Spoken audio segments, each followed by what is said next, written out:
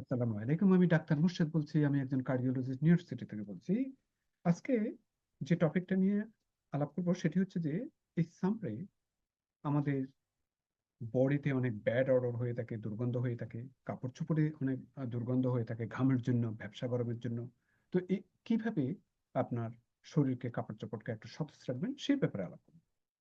তো সর্বপ্রথম যেটি বলবো সেটি হচ্ছে যে আপনি সাইট্রাস রস, যেমন লেবুর রস কিংবা বেকিং সোডা, এটি ব্যবহার করতে পারেন। এটি যে জায়গাতে আপনার বাড়ি অর্ডার হওয়ার কথা কিংবা কাপড়ে যেই জায়গাতে আপনার এই ধরনের দুর্গন্ধ হওয়ার কথা, সেই জায়গাতে আপনি লাগিয়ে রাখতে পারেন এই বেকিং সোডা বা লেবুর রস। তাহলে আপনার শরীরও সতেজ থাকবে কিংবা আপনার কাপড়ের সেই অংশ আপনার সতেজ থাকবে। এটি অ্যান্টিব্যাকটেরিয়াল হিসেবে কাজ করে থাকে। নাম্বার 2 যেটি বলবো সেটি হচ্ছে যে টি অয়েল।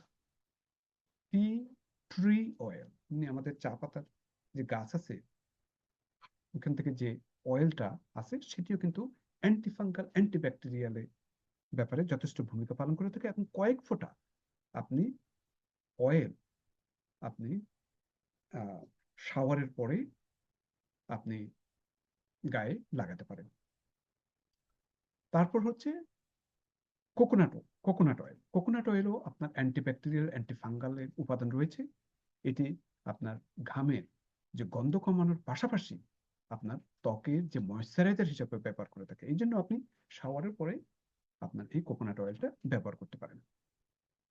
এরপরে আমি যেটি বলবো সেটি হচ্ছে যে অ্যালোভেরা জেল। অ্যালোভেরা আপনারা জানেন এটি শরীরের স্কিনকে আপনার ঠান্ডা এবং সতেজ রাখে, এবং সেই সাথে সাথে আপনার শরীরে ঘামের ফলে যে ব্যাড অর্ডার হয়ে থাকে সেটি থেকে আপনাকে পরিত্রাণ দিতে পারে। তো সুতরাং সেটিও আপনারা ব্যবহার করতে পারেন।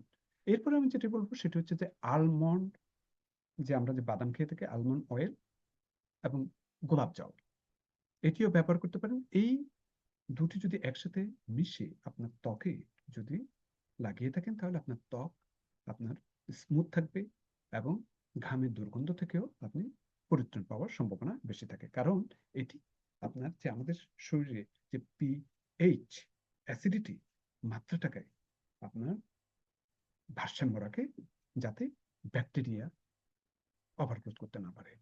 এরপরে আমি যেটা বলবো সঠিক সোপ ব্যবহার করা। সাধারণত সামারে অ্যান্টিব্যাকটেরিয়াল সোপ দেখা যায়। হ্যাঁ, তো ডোপ কিন্তু অ্যান্টিব্যাকটেরিয়াল না। ডোপ ছাড়া আরো অনেক ধরনের অ্যান্টিব্যাকটেরিয়াল সোপ আছে, সেগুলি আপনারা ব্যবহার করতে পারেন।